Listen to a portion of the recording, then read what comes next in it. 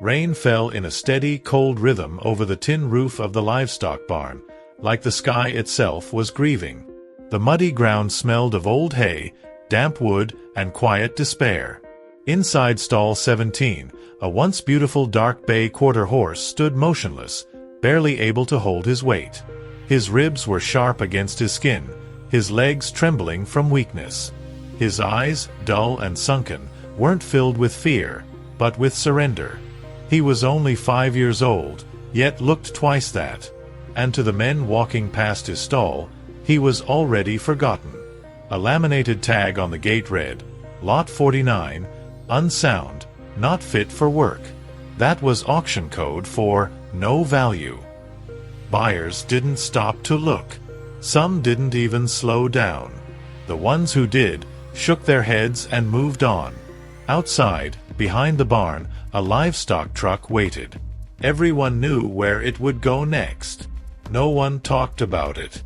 This was where lives were measured in dollars, and mercy had no place. Then, just before noon, a man walked in.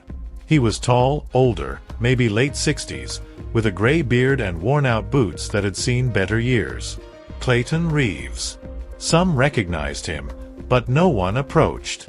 Once, he'd been a respected farrier.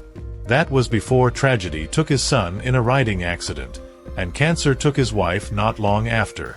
Since then, Clayton had vanished from the world.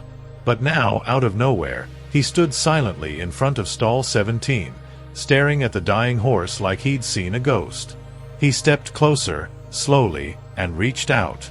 His hand touched the horse's cheek, and something strange happened. The horse didn't flinch. In fact, he leaned in. Just slightly. But enough. Clayton's throat tightened.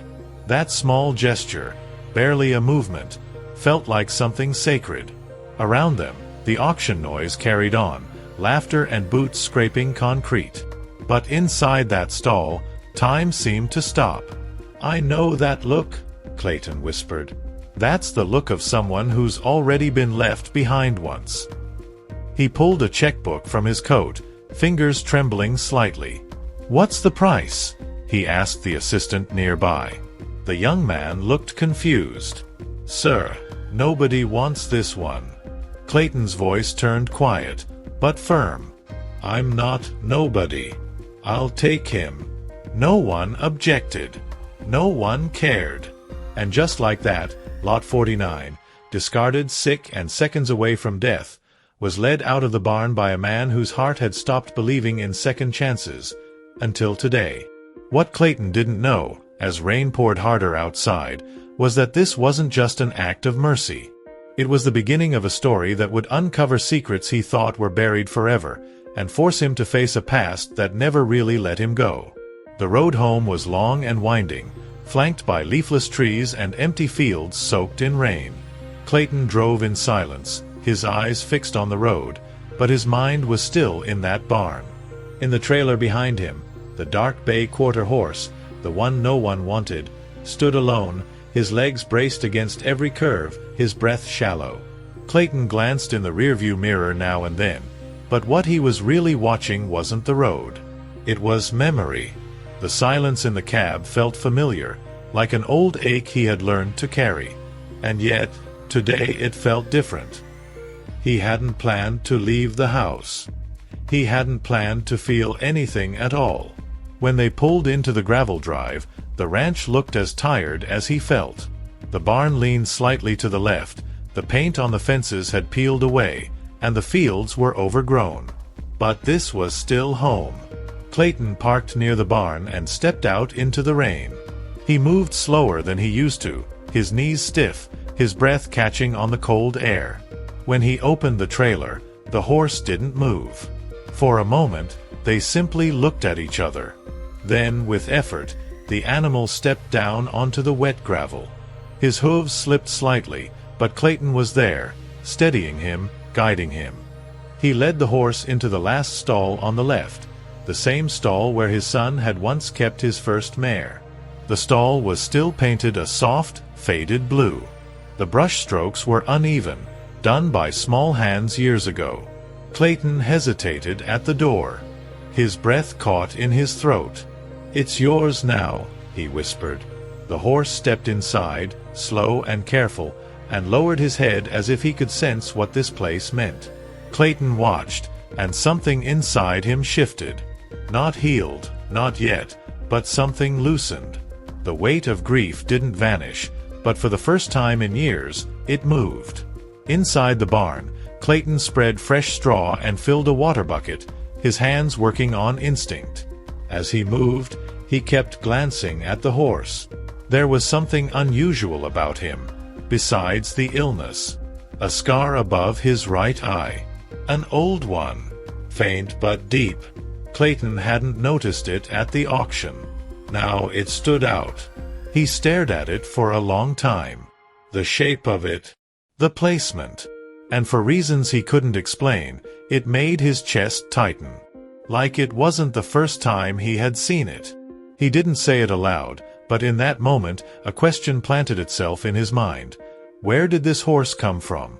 Not just physically, but before the barn, before the sickness, before the number 49 was clipped to his stall. There was a story buried somewhere behind those tired eyes, and Clayton could feel it pressing against the surface. That night, after settling the horse in and locking up the barn, Clayton stood alone on the porch. The rain had stopped, but the air was still heavy. He looked out across the empty fields, clutching a coffee mug between his hands, and whispered the name that had come to him without warning. Whisper. He didn't know where it came from. It just felt right, like the horse had spoken it to him, without ever making a sound. The next morning, the sky was a dull gray, and mist clung low over the fields like a shroud. Clayton hadn't slept much. His body was tired, but his mind had been turning all night, churning with memories he thought were long buried. He stood in the kitchen, staring at a half-filled cup of coffee gone cold. The name had come to him so naturally. Whisper. But now, it echoed in his head with strange familiarity. He couldn't shake the feeling that he had heard it before, not just thought of it, heard it. And the scar above the horse's eye. There was something about it that gnawed at him, like a thread pulled loose from a memory he hadn't stitched together yet. He headed out to the barn with slow steps and a heavy chest. When he opened the door, he half expected to find the stall empty. The horse collapsed. But Whisper was standing, weak but alert. His ears twitched as Clayton entered. There was something steady in the way he watched him. Almost expectant. Clayton reached over the stall door and ran his hand down the horse's neck, feeling the heat of his skin, the tremble in his muscles. The sickness was real, that much was obvious. But now Clayton was starting to wonder if that was all there was. Horses didn't just come into your life and change the air around you. Not unless they brought something with them. He cleaned out the stall slowly, his knees cracking with each crouch, trying to focus on the routine. But his eyes kept drifting back to Whisper. The scar. The way he responded to touch. The way he stood still, not afraid, but like he knew him. And then, for the first time, Clayton allowed himself to say it out loud. Have we met before? It was a ridiculous question. He'd never owned a dark bay quarter horse. Never shod one with that mark. But something deep inside him whispered back, not words, but a weight in his gut, telling him this wasn't a coincidence. Later that afternoon, Clayton walked back into the old tack room at the rear of the barn. It hadn't been touched in years. Dust blanketed the shelves, and the air was thick with the scent of leather and time. On the back wall, a trunk sat beneath an old blanket. He hadn't opened it since the funeral.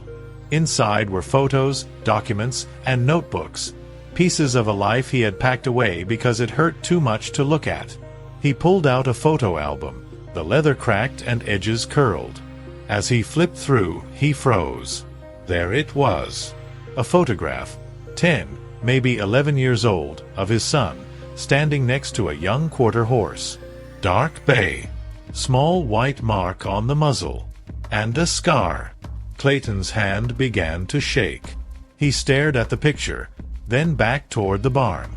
His pulse quickened. He couldn't breathe for a moment.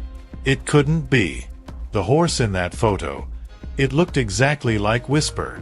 But that horse had been sold years ago, after the accident. Sold to a ranch in another state. He hadn't even looked back. That chapter was closed. Or so he thought. The impossible question echoed louder now, pounding like thunder behind his ribs. What if this isn't the first time Whisper has been in my life? And more terrifying still, what if I was the one who let him go? Clayton hadn't looked at old photographs in years, but now he couldn't take his eyes off the one in his hands. Evan, barely a teenager, stood grinning beside a young dark bay quarter horse, his arm draped over the animal's neck like they were brothers. There was joy in that picture, unfiltered, golden, and heartbreaking. But what shook Clayton to his core wasn't just the memory. It was the scar. Right above the horse's right eye. The same shape, the same spot, and the name written in neat cursive on the back, Evan and Whisper, summer 2014. Whisper. The name hadn't come out of nowhere. It had come from somewhere deep inside, a place he'd shut down long ago. He had forgotten the name, pushed it so far down that it only resurfaced in a moment of quiet recognition. But now there was no denying it. The horse in the barn, the one he'd saved from the auction, was Whisper. His son's horse. The one he had sold after the funeral, too broken to keep anything that reminded him of the boy he'd lost. He remembered the day he signed the papers. He didn't ask where the horse was going. Didn't care. The grief was suffocating, and everything connected to Evan had felt like fire against his skin. Whisper had been sold like the others, quickly, without question. It was easier that way, or so he had thought. But now, a decade later, that same horse had walked back into his life, half dead and forgotten by the world. How had Whisper survived? Where had he been all these years? Clayton stood in the barn doorway, watching the horse stand quietly in his stall, his body still frail but his eyes. They held something different now. Awareness. Maybe even trust. Clayton walked in slowly and reached out, brushing his fingers gently across the scar. Whisper didn't pull away. The connection was undeniable. The guilt hit harder than he expected. He had abandoned this animal once.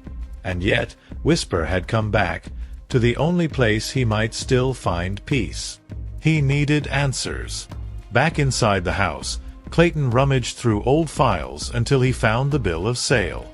Whisper had been sold to a man named Troy Bearden, a breeder in Lexington. Clayton remembered him. Barely. They had done business once or twice. Cold man. All money, no heart. Without thinking twice, Clayton picked up the phone and dialed the number on the faded paperwork. The voice that answered was older, hesitant. Yeah. It's Clayton Reeves. I think I have a horse you once owned. Whisper. A pause. Then the voice said quietly, "You'd better come in person. There's something you need to hear." The drive to Lexington was long, but Clayton barely noticed the miles passing. His thoughts were too loud, too tangled. He kept glancing at the photo of Evan and Whisper on the passenger seat. It felt surreal, like pieces of his old life were being dragged back into the light after years buried in the dark. The closer he got to Troy Bearden's ranch, the tighter the knot in his chest became. He hadn't seen Troy in nearly a decade, and truth be told, he hadn't expected the man to pick up the phone. But he had, and his voice hadn't sounded surprised. It had sounded afraid. Bearden's property was newer than Clayton remembered. A fresh coat of white paint on the fences, a couple of shiny trucks in the gravel lot. But the man who stepped out to meet him looked older, worn down by time in ways money couldn't hide. Troy didn't offer a handshake. He just nodded toward the barn. "Let's talk inside," he said quietly. Clayton followed him, every step heavy with the weight of the unknown. They stopped near the tack room, where the smell of leather and liniment filled the air. "I knew he'd end up back with you," Troy said, not even waiting for a question. Didn't know how. Didn't know when. But I always knew. Clayton narrowed his eyes.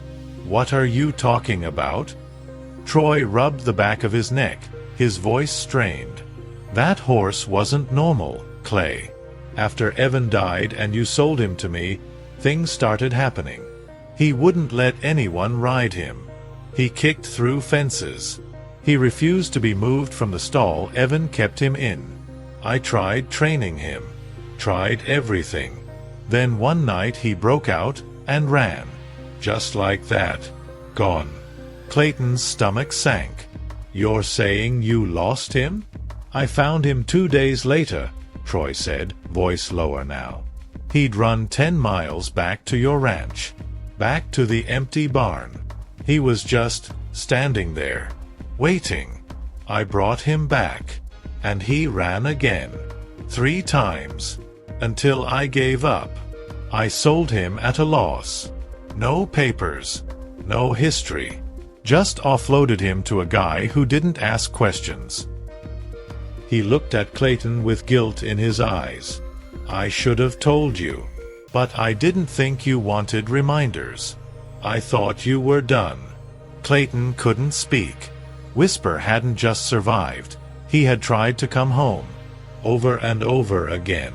Loyalty, grief, and memory had driven that animal across miles, through fear, through time. And somehow, after all these years, he'd finally made it back. And Clayton knew, in that moment, that this wasn't just about a horse anymore. The gravel crunched under Clayton's tires as he pulled back into the ranch. The sun was dipping behind the hills, painting the sky in streaks of orange and red. But the colors felt distant, hollow, like watching beauty through glass. His thoughts were far from the horizon. They were still in Troy Bearden's barn, tangled in the weight of what he'd just learned. Whisper had tried to come back home, again and again. Even when Clayton had given up, the horse hadn't. That kind of loyalty didn't come from training. It came from love, memory, and something deeper than Clayton had let himself believe existed anymore. He parked near the barn and stepped out, the wind tugging gently at his coat. For a long moment, he didn't move. Just stood there, staring at the structure that had once been the heart of his family. He used to hear laughter echo off those walls. Evan brushing horses, humming songs he never finished. His wife calling from the porch. All gone. All silenced by grief. Clayton had shut the doors and never opened them again, until Whisper. Until this strange return of something he thought was lost forever. Inside, the barn was quiet except for the soft sound of Whisper shifting in his stall. The horse looked up as Clayton approached, ears forward, eyes steady. Not begging. Not afraid. Just present. As if he'd never left. As if no time had passed. Clayton stepped inside the stall and sat down on the edge of the straw-covered floor, the photo of Evan still folded in his pocket. He didn't speak for a while. Just breathed. Just existed in the silence. I didn't just lose Evan, he said finally, voice rough. I ran from him. From everything he loved. Including you. His throat tightened, but he kept going. You were the last piece of him, and I couldn't bear to look at you. So I let you go. But you found your way back. After all these years, you came home. Whisper lowered his head and nudged Clayton's shoulder, gentle but firm. It was a touch that didn't ask for anything. It offered something instead. Forgiveness. Presence. A bond that time hadn't broken. Clayton rested his hand on the horse's neck, feeling the warmth beneath his skin. For the first time in a decade, his eyes welled with tears he didn't try to hold back. He cried, not from grief, but from the slow cracking open of something he thought had died with his son. And in that barn, under the scent of hay and memory, something began to heal. The next few days settled into a quiet rhythm, the kind that Clayton hadn't felt in years. Each morning, he rose early, before the sun, and walked out to the barn with a purpose that felt new and strangely comforting. Whisper would be standing, waiting, his head lifting slightly at the sound of boots on gravel. The sickness still lingered in the horse's limbs. Clayton could see it in the tremble of his back legs, in the stiffness of his movements, but there was a fire behind his eyes now. A will. And that was enough to begin. Clayton cleaned the stall daily, refreshed the hay, checked for signs of infection or worsening symptoms. He called in an old veterinarian he trusted, a woman named Dr. Laurel Grant, who'd worked with his horses back when Evan was still alive. She examined Whisper carefully, her brow furrowed the entire time. After a long pause, she stepped back and gave a quiet sigh. "He's not dying," she said softly. "But it'll be a long road." Clayton had only nodded. That was all he needed, a road. As long as there was one, he could walk it. Slowly. One step at a time. At night, he'd return to the barn just to sit in the stall with Whisper, the way Evan used to. Sometimes he talked. Sometimes he didn't. But the silence wasn't empty anymore. It was shared. He started brushing Whisper's coat, removing layers of dry dirt and tangled hair. Beneath the mess, the dark bay began to shine again. Not like before. He was thinner, older, marked by time, but there was something noble under the surface. A quiet strength, the kind built not from training, but from survival. Clayton found himself remembering things he thought he'd buried. Evan's laugh. The way he'd teach Whisper tricks using nothing but a whisper and a sugar cube. The way the horse would follow him around the pasture like a shadow. He even found one of Evan's old notebooks, tucked in a drawer in the tack room. Inside were sketches of Whisper, some playful, some careful, all full of love. Clayton sat there for a long time, flipping through the pages, his hands trembling. One afternoon, while brushing Whisper's neck, Clayton spoke aloud. "I think I needed you more than you needed me." The horse flicked an ear and leaned slightly into the touch. It wasn't much, but it was everything. A moment that said, "We're still here." For the first time in years, Clayton wasn't just surviving the days. He was living them. It had been 3 weeks since Clayton brought Whisper home, and the change was undeniable. The trembling in the horse's legs had lessened. His appetite had returned. His coat, once dull and lifeless, now caught the sun in soft glints of dark bronze. But it wasn't just the horse who was changing. Clayton, too, moved differently. Slower, but not from age. From intention. Each step he took toward the barn in the morning felt like returning to something sacred. A ritual not of habit, but of healing. The days were quiet, but full. Whisper had begun responding to voice commands again. Simple ones: stand, back, easy. Clayton never raised his voice, never forced movement. Everything was built on trust now. And Whisper trusted him. Fully. One afternoon, as Clayton was cleaning out an old cabinet in the tack room, he found something he hadn't seen in years. A folded envelope, yellowed by time, with his name written in Evan's handwriting. He froze. The dust clung to the edges as he picked it up, heart pounding like a drum in his chest. He sat on the wooden bench outside the barn, hands trembling as he opened the envelope. Inside was a single sheet of lined notebook paper. The writing was messy, hurried, but familiar. It was a letter, dated just a few weeks before the accident. "Dad, I know Whisper's not a champion or anything, but he listens to me like nobody else does. I think he understands more than we realize. I don't want to lose him.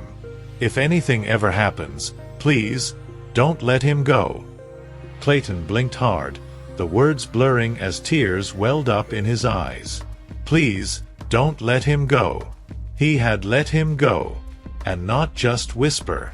He had let Evan go, too, pushed his memory so deep that it had nearly disappeared. Now, holding that letter, it all came crashing back. The weight of guilt, of years spent running from pain instead of facing it. But this letter wasn't meant to punish him. It was a reminder. Evan hadn't just loved Whisper, he had trusted his father to protect him. And now, after all these years, he had that chance again. Clayton stood, wiping his face, and walked back into the barn. Whisper was watching him, still and calm. Clayton walked into the stall, placed a hand on the horse's forehead, and whispered, "I didn't keep my promise then, but I'm keeping it now." The wind outside picked up gently, rustling the leaves, almost like a voice carried on air. And for the first time, Clayton didn't turn away from it. It was just past noon when Clayton heard the tires on gravel again. He wiped his hands on his jeans and stepped out from the barn, expecting maybe a delivery truck or a neighbor passing through. But instead, an old blue sedan rolled to a stop near the front gate. From it stepped a woman, mid-30s, tall, dark hair tied back, her face unfamiliar yet focused, as if she'd been rehearsing something on the drive.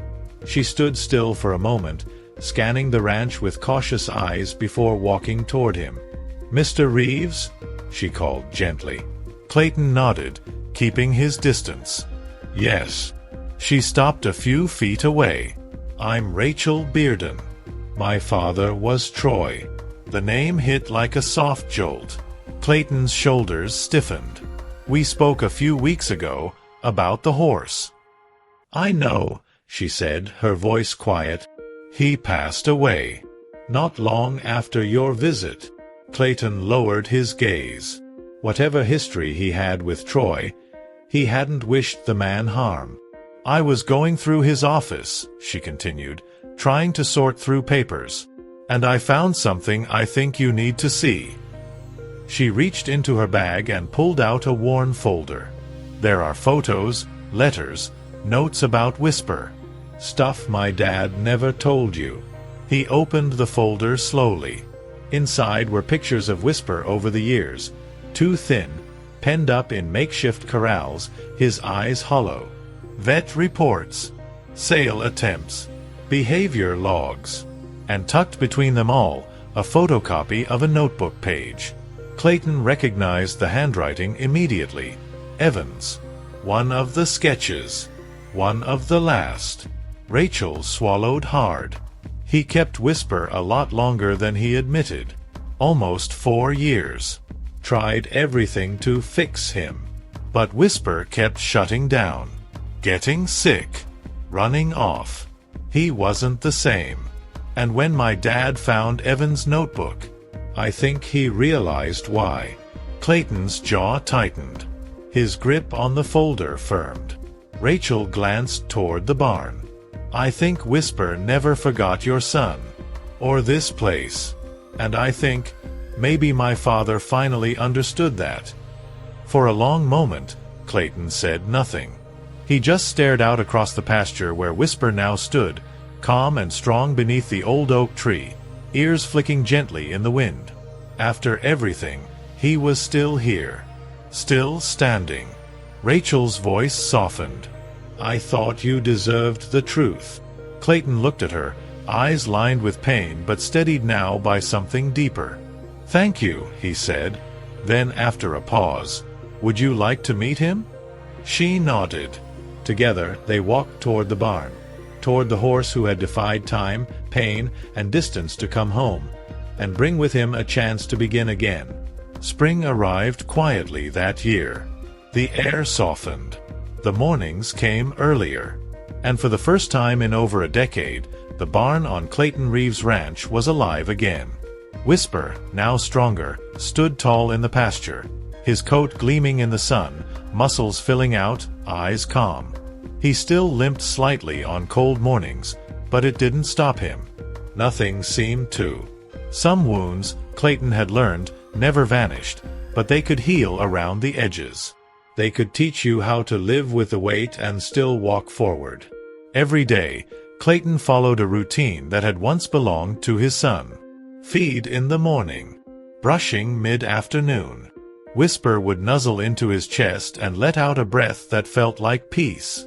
And each night, before locking up, Clayton sat in the stall for a few minutes, sometimes in silence, sometimes talking, about nothing, about everything. It wasn't grief anymore. It was memory. Gentle, honest, alive. Rachel came by often. Sometimes she helped in the barn. Sometimes she just stayed for coffee on the porch. There was no rush in their conversations, just the quiet understanding of two people who had inherited pain they didn't ask for. She brought him a frame for the photo of Evan and Whisper, and together they hung it above the stall door. A way of saying, he's still here. Whisper had become more than just a horse. Neighbors started asking about the story, how he came back, how Clayton found him. Some came to see him, to touch his mane, to stand in silence near him like visitors at a monument. Clayton didn't mind. He told the story when it felt right. Not with pride, but with purpose. Because it wasn't a story about a miracle. It was a story about returning to what matters, to who you were, to the parts of yourself you thought were gone forever. One evening, as the sun sank low and gold spilled across the pasture, Clayton stood beside Whisper beneath the oak tree. The wind was warm, the fields full of light. "We made it, boy," he whispered, hand resting on the horse's neck. "Took us a long time, didn't it?" Whisper turned his head, pressing gently against his shoulder.